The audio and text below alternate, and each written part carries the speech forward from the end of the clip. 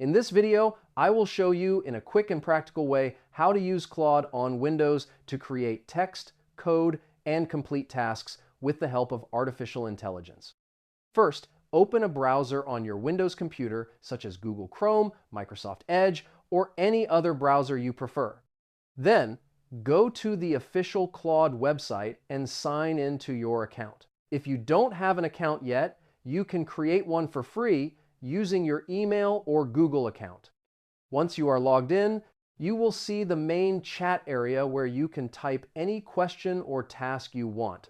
To use Claude, simply write a clear request, such as asking it to create code, write text, explain a topic, or help with a project.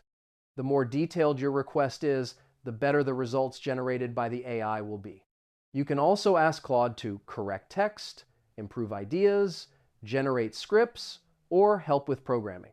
If you want to save the generated content, simply copy the text and paste it into your editor or document.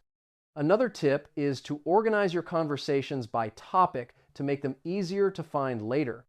Claude can be used for studying, working, coding, and automating many tasks on Windows. And that's it. Now you know how to use Claude on Windows simply and efficiently. Save this video so you can check it again later if needed.